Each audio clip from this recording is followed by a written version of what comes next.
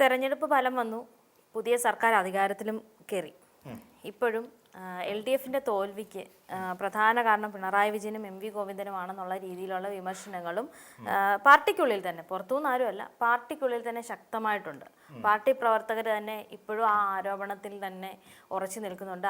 ആ ആരോപണവുമായിട്ട് മുന്നോട്ട് പോവാണ്. ഇപ്പം MV ഗോവിന്ദനും പറയുന്നുണ്ട്, വീട്ടിൽ നിന്ന് പോലും എന്താ പറയുന്നത്, പുള്ളിക്ക് ഒരു വിമർശനം നേരിടേണ്ടി വന്നു എന്ന് പറയുന്നുണ്ട്. സത്യത്തില് ഇതിനകത്ത് പാർട്ടിക്ക് തെറ്റുപറ്റി എന്നുള്ള കാര്യം ഈ തെരഞ്ഞെടുപ്പ് കഴിഞ്ഞതോടുകൂടി മനസ്സിലായിട്ടുണ്ട്. അതായത് CPM എന്ന് പറയുന്ന ഒരു രാഷ്ട്രീയ പാർട്ടി അതിൻ്റെ ചില അവസ്ഥകളിൽ നിന്നും വ്യതിചലിച്ച് പോയിക്കൊണ്ട് മറ്റൊരു തലത്തിലേക്ക് പോകുന്നു. ഇപ്പം നമ്മൾ നോക്കിയാൽ എന്തുകൊണ്ടാണ് ഇവിടെ ഞാൻ പറഞ്ഞില്ല, CPM എന്ന് പറയുന്ന ഒരു പാർട്ടിയെ സംബന്ധിച്ച് ചെയ്യാൻ പാടില്ലാത്ത പലതും ചെയ്തുകൊണ്ടിരിക്കുന്ന ഒരു കാലഘട്ടത്തിലൂടെ പോകുന്നത്. 2026 തെരഞ്ഞെടുപ്പിൽ ബിന്ദുവിന് സീറ്റ് കൊടുത്തു. അന്ന് വിജയരാഘവന്റെ ഭാര്യ എന്നുള്ള ഒരു പദവി ഉണ്ടായിരുന്ന ബിന്ദുവിന്, അതായത് പ്രൊഫസർ ബിന്ദു ആണ്. അപ്പം അവര് പ്രൊഫസറായിട്ടിരിക്കുന്ന ബിന്ദുവിന് അവിടെ സീറ്റ് കൊടുക്കുന്നു. സീറ്റ് കൊടുത്തതിന് ശേഷം അവിടെ മത്സരം ജയിക്കുന്നു. പക്ഷെ എന്നിരുന്നാൽ തന്നെയും അത് ഈ CPM ചെയ്യാൻ പാടില്ല എന്ന് പറയുന്ന ഒരു വലിയ അപരാധമുണ്ട്. അത് മറ്റു പാർട്ടിക്കാർക്ക് ആവാം, പക്ഷെ CPM കൊണ്ട് നിഷിദ്ധമായ ചില കാര്യങ്ങളുണ്ട്. അത് പാർട്ടി തിരിച്ചറിയണം. ഇപ്പൊ അഴിമതി എന്ന് പറയുന്നത് നമ്മൾ നോക്കിക്കോളൂ, കഴിഞ്ഞ 10 വർഷത്തിനിടയ്ക്ക് സർക്കാരിന്റെ അല്ലെങ്കിൽ ഇടത് സർക്കാരിന്റെ ഭാഗത്തുള്ള ഏതെങ്കിലും ഒരു മന്ത്രിമാരെ ഒരു അഴിമതി കേസിൽ പെടുത്താൻ കഴിഞ്ഞിട്ടുണ്ടോ? അത് നമ്മൾ പലപ്പോഴും ആലോചിക്കേണ്ട ഒരു കാര്യം. അതിനു മുൻപ് നയനാർ മന്ത്രിസഭ ഉണ്ടായിരുന്ന സമയത്തും VS മന്ത്രിസഭ ഉണ്ടായിരുന്ന കാലത്തും ഏതെങ്കിലുമൊക്കെ ഒരാളെ അഴിമതി കേസിൽ ഉൾപ്പെടുത്തിയതായി ചരിത്രങ്ങളിലെങ്ങുമില്ല. അതേസമയം കോൺഗ്രസിനെ സംബന്ധിച്ച് 2016 അധികാരം വിട്ട് ഉമ്മൻചാണ്ടി സർക്കാർ അധികാരം ഒഴിയുന്ന സമയത്ത് ഉമ്മൻചാണ്ടി കുറ്റാരോപിതനായിരുന്നു. അതോടൊപ്പം ബാബുവിന്റെ വീട്ടിൽ കയറി, KM മാണിയുടെ വീട്ടിൽ പോലീസ് ഉണ്ടായിരുന്നു.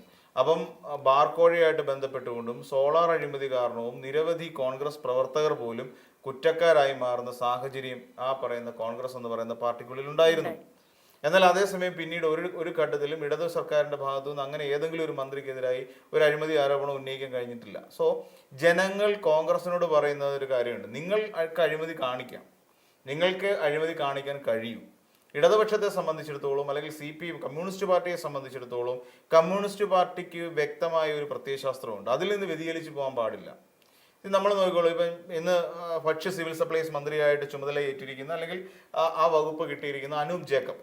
ഈ അനൂപ് ജേക്കബ് പിറവത്തു എന്നുള്ള അനൂപ് ജേക്കബാണ്. ഈ അനൂപ് ജേക്കബ് ആരുടെ മകനാണെന്ന് ചോദിച്ചു കഴിഞ്ഞാൽ മക്കൾ രാഷ്ട്രീയത്തിന്റെ ഒരു വക്താവാണ്. ഇപ്പൊ അടിയിട്ടുകൊണ്ടിരിക്കുന്ന ചാണ്ടി ഉമ്മൻ ആരുടെ മകനാണ്? ഉമ്മൻചാണ്ടിയുടെ മകനാണ്. ഇല്ലേ? കെ മുരളീധരൻ ആരുടെ മകനാണ് എന്ന് ചോദിച്ചാൽ നമുക്ക് നിസ്സംശയം പറയാൻ പറ്റും. അബ്ദുൽ ഗഫൂർ ആരുടെ മകനാണെന്ന് ചോദിച്ചാൽ നമുക്ക് പറയാൻ പറ്റും. അപ്പോൾ അങ്ങനെ ഓരോരുത്തരെയും നമ്മൾ എടുത്തു നോക്കിക്കഴിഞ്ഞാൽ അവരുടെ കോൺഗ്രസിനുള്ളിലോ ലീഗിനുള്ളിലോ മക്കൾ രാഷ്ട്രീയവും മരുമക്കൾ രാഷ്ട്രീയവും ഒക്കെ ഇതിനകത്ത് വലിയ പങ്ക് വഹിക്കുന്നുണ്ട്. അവരുടെ എല്ലാ മക്കളെ എല്ലാം കോൺഗ്രസിലേക്ക് ഇറക്കാൻ വേണ്ടി തന്നെയാണ് അവർ പരിഗണിച്ചുകൊണ്ടിരിക്കുന്നത്. അപ്പം അതിന്റെ അർത്ഥം അവരെ കൊണ്ടത് പറ്റും. ഈ പറയുന്ന അനൂപ് ജേക്കബിന്റെ മോന് ജേക്കബിന്റെ മോനായതുകൊണ്ട് അനൂപിനെ വിജയിപ്പിക്കേണ്ടതെന്നൊരു കോൺഗ്രസ്സുകാരോ അല്ലെങ്കിൽ ഒരാളും തീരുമാനിക്കില്ല. ഇപ്പൊ എന്തിനേറെ പറയാൻ, പാർട്ടിയിലുള്ളവർ UDFിനകത്തുള്ള ഒരാൾ പോലും തീരുമാനിക്കില്ല, ജയിപ്പിക്കും. ജോസ് കെ മാണി ഇടതു മുന്നണി ആയതുകൊണ്ട് അദ്ദേഹം പരാജയപ്പെട്ടു പോകും. അല്ലെ ജോസ് കെ മാണി UDFിലാരും ജയിപ്പിച്ചേനെ, UDF ജയിപ്പിക്കും. കാരണം അവർക്ക് അങ്ങനെ പ്രശ്നമില്ല. ഇപ്പൊ അബു ജോൺ ജോസഫ് ആരുടെ മകനാണ്? PJ ജോസഫിന്റെ മകനാണെന്നേ. അപ്പം ഇവരെല്ലാവരും മക്കൾ രാഷ്ട്രീയത്തിൽ വിശ്വസിച്ചുകൊണ്ട് ഇപ്പൊ തുളസി പിന്നോക്കക്ഷേമ അല്ലെങ്കിൽ പട്ടികജാതി വികസന മന്ത്രിയായിട്ട് ചുമതലയേൽക്കുന്നു. ആരുടെ ഭാര്യ? VK ശ്രീകണ്ഠൻ എന്ന് പറയുന്ന ഒരാളുടെ ഭാര്യയാണ് MP. ഇല്ല, അതൊക്കെ അവിടെ നടക്കും. പക്ഷെ CPM നടക്കില്ല. എന്തുകൊണ്ടാണ് TK ഗോവിന്ദൻ മാസ്റ്റർ എതിർത്തത്? ശ്യാമള ടീച്ചറെ തളിപ്പറമ്പിൽ മത്സരിപ്പിക്കാൻ കഴിയില്ല എന്ന് ഉറച്ച നിലപാടെടുത്തു. അതിന്റെ ഭാഗമായിട്ടാണ് അവിടെ CPM ഇത്രയും വലിയ തിരിച്ചടി നേരിടേണ്ടി വന്നത്. ബിന്ദു എന്ന് പറയുന്ന ഒരാളെ വിജയരാഘവന്റെ ഭാര്യ ആയതുകൊണ്ട് അവരെ മത്സരിപ്പിക്കേണ്ട ആവശ്യമില്ല. അപ്പൊ അങ്ങനെ ഓരോന്നും നമ്മൾ പരിഗണിച്ച് നോക്കിക്കോളൂ. ഓരോ ഇടത്തും CPM എന്ന് പറയുന്ന പാർട്ടിക്ക് പറ്റിയിട്ടുള്ള വീഴ്ചകൾ അതൊക്കെയാണ്. പിന്നെ ഒരു പാർട്ടി സെക്രട്ടറി എന്ന് പറഞ്ഞാൽ ഇങ്ങനെ അല്ല പാർട്ടി സെക്രട്ടറി സംസാരിക്കേണ്ടത്. കാര്യങ്ങളെ വ്യക്തമായി അവതരിപ്പിക്കുക എന്നുള്ളതാണ്. പാർട്ടിയുടെ നിലപാടുകളെ വളരെ വ്യക്തതയോടുകൂടി അവതരിപ്പിക്കുക എന്നുള്ളതാണ്. ഈ ഗോവിന്ദമാഷ് ചെയ്ത് എന്താ, ഗോവിന്ദമാഷ് വന്നിരുന്നിട്ട് ആർക്കും മനസ്സിലാവാത്ത ഭാഷയിൽ തത്വാധിഷ്ഠിതം, മൂല്യാധിഷ്ഠിതം, ഈ വൈരുദ്ധ്യാത്മകത, ഭൗതികവാദം എന്നൊക്കെ പറഞ്ഞുകൊണ്ട് ഒരു വലിയ വാദം അവതരിപ്പിച്ചിട്ട് പോകുമ്പോൾ മാധ്യമപ്രവർത്തകർക്ക് പോലും ഇതെന്താന്ന് മനസ്സിലാവുന്നില്ല. മാഷ് എന്താ പറഞ്ഞു വെക്കുന്നത് മനസ്സിലാവുന്നില്ല. ആ മാധ്യമപ്രവർത്തകരോട് ചോദ്യങ്ങൾ ചോദിക്കുന്നതിന് പകരം പാർട്ടി നിലപാടുകളെ അവതരിപ്പിക്കുകയും എതിർ പാർട്ടിയെ വ്യക്തമാക്കി കൊടുക്കുകയും എതിർ പാർട്ടികൾ പ്രചരിപ്പിക്കുന്ന കള്ളങ്ങളെ കൃത്യമായി പറഞ്ഞ് ബോധ്യപ്പെടുത്തി കൊടുക്കുകയും ചെയ്യേണ്ടതിന് പകരം അദ്ദേഹം പറയുന്നത് പിന്നെ ഈ പറയുന്ന പോലെ ഗോവിന്ദമാഷ് വേറൊരു വഴിക്ക് പോകും, പാർട്ടി വേറൊരു വഴിക്കും ഗോവിന്ദമാഷ് വേറൊരു വഴിക്കുമാണ് പോകുന്നത്. ഇതാണ് പ്രശ്നം. അപ്പോൾ അത് ഗോവിന്ദമാഷിനെ സംബന്ധിച്ചിടത്തോളം അത് അദ്ദേഹത്തിന്റെ ശൈലിയാണ്. അപ്പം അദ്ദേഹം, ഞാൻ ചോദിക്കുന്നതേ, ഈ പറയുന്ന ഇപ്പൊ ഒരു വീഴ്ച സംഭവിച്ചു എന്ന് പറയുന്നു, ഇപ്പൊ എല്ലാവരും എന്താ വെച്ചാൽ പ്രതികരിച്ചു തുടങ്ങി. അപ്പൊ ഇത് കുറച്ച് നേരത്തെ ആവാറുന്നില്ലേ? അതായത് നേരത്തെ ആവുക എന്ന് പറഞ്ഞാൽ പലയിടങ്ങളിലും അസ്വാരസ്യം ഉണ്ടായിരുന്നു. ഇത് നമ്മളാരും പുറമെ അറിയുന്നില്ല. പലരും പലപ്പോഴും പല പാർട്ടി കമ്മിറ്റികളിലും താഴേക്കിടയിൽ ബ്രാഞ്ച് മുതൽ വരുന്ന പല കമ്മിറ്റികളിലും ഈ പറയുന്ന രീതിയിൽ ഗോവിന്ദമാഷിനെതിരായി ഒരു ചർച്ച നടന്നിട്ടുണ്ട്. പിന്നെ പിണറായി വിജയൻ എന്ന് പറയുന്ന നമ്മുടെ പഴയ മുഖ്യമന്ത്രിക്ക് എതിരായി ചർച്ച നടന്നിട്ടുണ്ട്. അദ്ദേഹം ഒരു ഏകാധിപതിയെ പോലെ പെരുമാറുന്നു. ഇതാ ഇപ്പൊ പ്രതിപക്ഷത്തേക്ക് എത്തുന്ന സമയത്തും ആ ഒരു ചോദ്യം ഉയരുന്നുണ്ടെന്നേ, എവിടെ ബാക്കി നേതാക്കന്മാർ? എന്തുകൊണ്ടാണ് നിങ്ങൾക്ക് പിണറായി വിജയൻ അല്ലാതെ മറ്റൊരു നേതാവിനെ ഉയർത്തി കാണിക്കാൻ കഴിയാത്തത് CPM-ന് എന്തുകൊണ്ടാണ് എന്നൊരു ചോദ്യം CPM-നെതിരെ ഉയർന്നൊരു ചോദ്യമാണ്. പിണറായി വിജയൻ കഴിഞ്ഞ തനിക്ക് ശേഷം പ്രളയം എന്ന് പറയുന്ന ഒരു അവസ്ഥയിലേക്ക് CPM എന്ന് പറയുന്ന പാർട്ടി അധപ്പതിച്ച് പോവോ എന്ന് ബാക്കിയുള്ളവർക്ക് സംശയമുണ്ട്, ജനത്തിന് സംശയമുണ്ട്, പാർട്ടി അണികൾക്ക് വിശ്വാസമുണ്ട്, സംശയമുണ്ട്. ആ സംശയം ദൂരീകരിച്ചു കൊടുക്കണം. രണ്ടാം നിര നേതാക്കന്മാരുണ്ടോ എന്ന് ചോദിച്ചാൽ ഉണ്ട്. ഷംസീറിനെ പോലെയുള്ള നേതാക്കന്മാരുണ്ട്, പിന്നെ മുഹമ്മദ് റിയാസിനെ പോലെയുള്ള, M സ്വരാജിനെ പോലെയുള്ള, VK സനോജിനെ പോലെയുള്ള, അങ്ങനെ എണ്ണിയെടുക്കാൻ പറ്റുന്ന നിരവധി നേതാക്കന്മാർ, തീപ്പൊരി വസീഫിനെ പോലുള്ള നേതാക്കന്മാർ, തീപ്പൊരി നേതാക്കന്മാർ നിരവധി ഇപ്പോഴും പാർട്ടിക്കുള്ളിൽ ഉണ്ടെന്നേ. MP രാജേഷ്, ശ്രീരാമകൃഷ്ണൻ, അങ്ങനെ തുടങ്ങി എത്ര നേതാക്കന്മാരുണ്ട്. അങ്ങനെ നിരവധി നേതാക്കന്മാരുടെ ഇപ്പൊ നമ്മൾ നോക്കിക്കോളൂ. കഴിഞ്ഞ തവണ സച്ചിൻ ദേവ് നല്ല നേതാവാണ്. അങ്ങനെ എടുത്തു പറയാൻ കഴിയുന്ന നിരവധി നേതാക്കന്മാരുള്ള പാർട്ടി തന്നെയാണ് CPM എന്ന് പറയുന്നത്. പക്ഷെ എന്തുകൊണ്ടോ പാർട്ടിയുടെ ശൈലി വ്യതിയാനം കൊണ്ടായിരിക്കാം, ഒരുപക്ഷെ ഏകാധിപത്യ മനോഭാവം കൊണ്ടായിരിക്കാം, പാർട്ടിക്ക് പക്ഷെ അവരെ ആരെയും മുൻനിരയിലേക്ക് കൊണ്ടുവരാൻ കഴിയുന്നില്ല, അല്ലെ അവരെ കൊണ്ടുവരുന്നില്ല. ഈ പറയുന്ന ഷംസീറിനെ പോലുള്ള ആൾക്കാരെ പിന്നിലേക്ക് മാറ്റി നിർത്തുക. ടേം വ്യവസ്ഥയൊക്കെ നല്ലത് തന്നെ. ശൈലജ ടീച്ചറിനെ ഇങ്ങനെയായിരുന്നു മത്സരിപ്പിക്കേണ്ടിയിരുന്നത്, ശ്രീമതി ടീച്ചറെ ഇങ്ങനെയാണ് മത്സരിപ്പിക്കേണ്ടിയിരുന്നത്. ശ്രീമതി ടീച്ചറൊന്നും മോശം മന്ത്രിമാരൊന്നും ആയിരുന്നില്ല.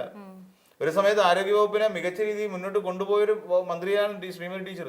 ശ്രീമതി ടീച്ചറിനെയൊക്കെ ഇങ്ങനെ ഒതുക്കാൻ പാടില്ലായിരുന്നു. ശ്രീമതി ടീച്ചറിനെയൊക്കെ അർഹിക്കുന്ന പ്രാധാന്യത്തോടുകൂടി CS സുജാത എന്ന് പറഞ്ഞൊരു വനിതാ നേതാവുണ്ട്. ഈ അമ്പലപ്പുഴ തെരഞ്ഞെടുപ്പുമായി ബന്ധപ്പെട്ടുകൊണ്ട് വലിയ വിവാദമുണ്ടായ ഇതായിരുന്നു. എന്തുകൊണ്ടാണ് CS സുജാതയൊക്കെ പിന്നീട് പരിഗണിക്കാൻ കഴിയാതെ പോയത്? അല്ലെ, അവരെയൊക്കെ പരിഗണിക്കണമായിരുന്നു. പാർട്ടി ചില ചിട്ടവട്ടങ്ങൾക്ക് വഴങ്ങി കൊടുക്കേണ്ടതുണ്ടായിരുന്നു. ഗോവിന്ദൻ മാസ്റ്റർ അങ്ങനെ പറയുമ്പോൾ ഗോവിന്ദൻ മാസ്റ്ററിനെ ഒറ്റ തിരിഞ്ഞ് ആക്രമിക്കുകയായിരുന്നില്ല വേണ്ടിയിരുന്നത്. ഗോവിന്ദൻ മാസ്റ്റർ അങ്ങ് ഒരു വാക്ക് പറഞ്ഞു, ശ്യാമള ടീച്ചറെ മത്സരിപ്പിക്കും. അപ്പം ഗോവിന്ദൻ മാസ്റ്റർ എന്തുകൊണ്ട് പറയുന്നു എന്നുള്ളതിനെ കുറിച്ച് ചിന്തിക്കാതെ അദ്ദേഹത്തെ വളഞ്ഞിട്ട് ആക്രമിക്കുകയാണ് ശരിക്കും പാർട്ടി എന്ന് ചെയ്തത്. അതായിരുന്നില്ല ശരി. അത് കാലം തെളിയിച്ചു. ഇപ്പോഴും പിന്നെ കോടിയേരി സഖാവിന്റെ വീട്ടിലേക്ക് ഗോവിന്ദൻ മാസ്റ്ററും അദ്ദേഹത്തിന്റെ ഭാര്യ രമണി ടീച്ചറും കൂടെ പോകുന്ന സമയത്ത് എന്തുകൊണ്ടാണ് അവരാരും എതിർക്കാതിരുന്നത്? അല്ലേ?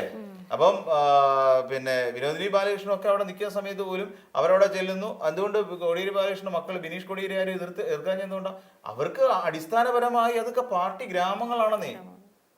അവിടെ നമ്മൾ നോക്കേണ്ടത് ഗോവിന്ദൻ മാസ്റ്റർ UDF-കാരനായി ജയിച്ചെന്നല്ല. ഈ ഗോവിന്ദൻ മാസ്റ്റർ എന്ന് പറയുന്നത് CPM-കാരനാണ് അവിടെ ജയിച്ചത്, പാർട്ടിക്കാരാണ്, കമ്മ്യൂണിസ്റ്റുകാരാണ് ജയിച്ചത്. അപ്പോൾ DK ഗോവിന്ദൻ മാസ്റ്റർക്ക് അവിടെ ഫാൻ ബേസ് ഉണ്ട് എന്നുള്ള മനസ്സിലായില്ലേ? അദ്ദേഹത്തെ മാസ്റ്റർ തന്നെയാണ് അവിടുത്തെ നാട്ടുകാർ വിളിക്കുന്നത്. അപ്പോൾ ഇതൊക്കെ തിരിച്ചറിഞ്ഞുകൊണ്ടുണ്ടാകേണ്ട ഒരു തീരുമാനങ്ങളുണ്ടാണ്. പി ജയരാജൻ എത്ര കാലമായി അദ്ദേഹം പിന്നെ പാർട്ടിയുടെ അദ്ദേഹത്തിന്റെ ഒരു കൈ വെപ്പുകയാണ്. അദ്ദേഹമൊക്കെ ഒരു പക്ഷേ പാർട്ടി സെക്രട്ടറി സ്ഥാനത്തേക്കൊക്കെ ഉയർന്നു വരേണ്ട കാലം അതിക്രമിച്ചു എന്നാണ് പറയാനുള്ളത്. പലരെയും ഒതുക്കി. EP ജയരാജൻ സഖാവ് മോശമാണോ? EP മോശമാണോ? മട്ടന്നൂരൊക്കെ അല്ലെങ്കിൽ അതുമായി ബന്ധപ്പെട്ട തലശ്ശേരി എവിടെ EP-യെ കൊണ്ടിട്ടാൽ EP ജയിക്കും. അപ്പം അങ്ങനെയുള്ള നേതാക്കന്മാരെയൊക്കെ കൊണ്ടുവരുന്നതിന് പകരമായി തനിക്ക് ശേഷം പ്രളയം എന്ന് പറയുന്ന ഒരു അവസ്ഥയിലൂടെ പോയ പിണറായി സഖാവിന്റെ ഭാഗത്ത് മിസ്റ്റേക്ക് ഉണ്ട്, ഗോവിന്ദൻ മാസ്റ്ററുടെ ഭാഗത്ത് മിസ്റ്റേക്ക് ഉണ്ട്. ഗോവിന്ദൻ മാഷൊക്കെ ഇങ്ങനെ ഗോവിന്ദൻ മാഷിന്റെ ഭാഗത്തൊക്കെ മിസ്റ്റേക്ക് ഉണ്ട്. ഗോവിന്ദൻ മാഷൊക്കെ പാർട്ടി സെക്രട്ടറി എന്നുള്ള നിലയിൽ നിന്നുകൊണ്ട് പ്രവർത്തിക്കേണ്ട രീതിയിലായിരുന്നില്ല അദ്ദേഹം പ്രവർത്തിച്ചത് എന്നുള്ളത് നമുക്ക് മനസ്സിലാക്കാം. ഒരു പാർട്ടിയിൽ ഒരു പ്രതിസന്ധി ഉണ്ടാകുമ്പോൾ ആ പ്രതിസന്ധിയെ മറികടക്കാൻ വേണ്ടി ഇപ്പം കുഞ്ഞികൃഷ്ണൻ ഒരു വാദം ഉന്നയിക്കുന്നു. അതിന് ഇപ്പൊ കെ രാഗേഷിനെ പോലെയുള്ള പാർട്ടി സെക്രട്ടറി അവിടെ നിന്നുണ്ട്, അല്ലെങ്കിൽ ജില്ലാ സെക്രട്ടറി അങ്ങനെയല്ല പ്രതികരിക്കേണ്ടിയിരുന്നത്. കുഞ്ഞികൃഷ്ണൻ മാഷെ വിളിച്ചു വരുത്തി ഒരു മേശയ്ക്ക് ചുറ്റി ഒരു സംസാരിക്കുക, അല്ലെ വിമതശല്യം ഒഴിവാക്കായിരുന്നേ. ഇതൊക്കെ എന്തുകൊണ്ട് കഴിയാതെ പോയി? അപ്പം എവിടെയെങ്കിലും ഒരു പ്രതിസന്ധി ഉണ്ടാകുന്ന സമയത്ത്, പാർട്ടി പ്രതിസന്ധിയിലാണ് എന്നൊരു അവസ്ഥ ഉണ്ടാകുന്ന സമയത്ത് അതിനെ മറികടക്കാനുള്ള വഴികൾ ആലോചിക്കുകയും നേതൃത്വത്തിനോടൊപ്പം അണികളെ ചേർത്ത് നിർത്താനും കഴിയുക എന്നുള്ളതാണ് ഒരു പാർട്ടി സെക്രട്ടറിയെ സംബന്ധിച്ചിടത്തോളം പാർട്ടി സെക്രട്ടറി ചെയ്യേണ്ട കാര്യം. പക്ഷെ അത് ഉണ്ടായിട്ടില്ല എന്നുള്ളതാണ് ഇതിൽ നമ്മൾ മനസ്സിലാക്കുന്ന ഒരു പ്രധാനപ്പെട്ട ഒരു കാര്യം. അപ്പൊ അതൊരു വലിയ വീഴ്ച തന്നെയാണ്.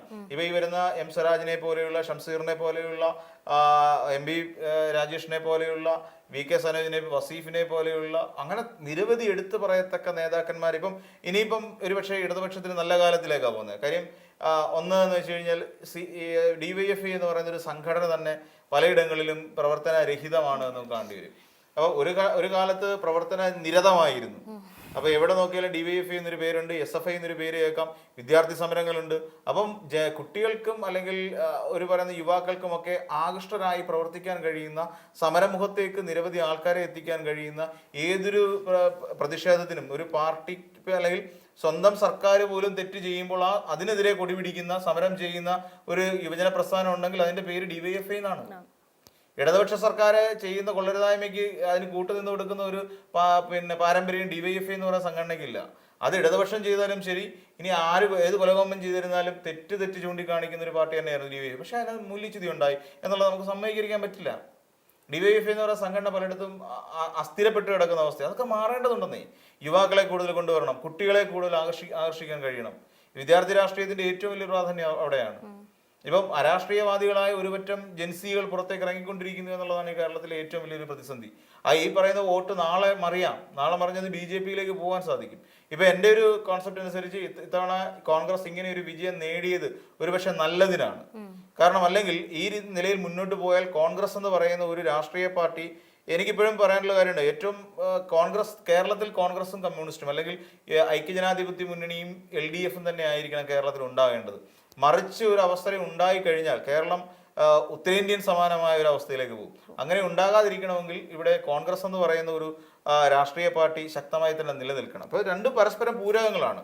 രണ്ടിനെ ഒഴിവാക്കി നിർത്തിക്കൊണ്ട് നമുക്ക് കേരളത്തിന്റെ ഒരു സാംസ്കാരിക അവസ്ഥയോ കേരളത്തിന്റെ ഒരു രാഷ്ട്രീയ ചരിത്രത്തെയോ നമുക്ക് എഴുതാൻ കഴിയില്ല എന്നുള്ളതാണ് ഏറ്റവും പ്രധാനപ്പെട്ട ഒരു കാര്യം. അപ്പോൾ അതുകൊണ്ട് പാർട്ടി തിരുത്തപ്പെടേണ്ടതാണ്. തിരുത്തലുകൾ ഉണ്ടെങ്കിൽ മാത്രമേ ഇനിയും ശക്തിപ്പെടാൻ കഴിയുന്ന ഒരു സാഹചര്യമാണ് ഇനി വരുന്ന 5 വർഷം. പാർട്ടി എൻ്റെ പരമാവധി സ്ട്രെങ്തിലേക്ക് എത്താൻ പറ്റിയ ഒരു സമയമാണ്. വ്യക്തിയാധിഷ്ഠിതമാകരുത് കേരളത്തിലെ കമ്മ്യൂണിസ്റ്റ് രാഷ്ട്രീയം. അത് ജനങ്ങൾക്ക് ഇഷ്ടമല്ല, പൊതുജനത്തിന് ഇഷ്ടമല്ലെന്നേ. CPM എന്ന് പറയുന്ന ഒരു പാർട്ടി വ്യക്തിയാധിഷ്ഠിതമല്ല, അത് ഒരു പ്രസ്ഥാനത്തിന് അടിസ്ഥാനപ്പെടുത്തി മുന്നോട്ട് പോകുന്ന ഒന്നാണ്. അങ്ങനെയല്ല എന്ന് വരുമ്പോൾ ജനങ്ങൾ പാർട്ടിയെ കൈവിടും. അത് വ്യക്തിയാധിഷ്ഠിതമല്ല എന്ന് ജനങ്ങൾക്ക് തോന്നിയാൽ തീർച്ചയായിട്ടും ജനങ്ങൾ പാർട്ടിക്കൊപ്പം നിൽക്കുന്നുള്ള കാര്യം തീർച്ചയാണ്.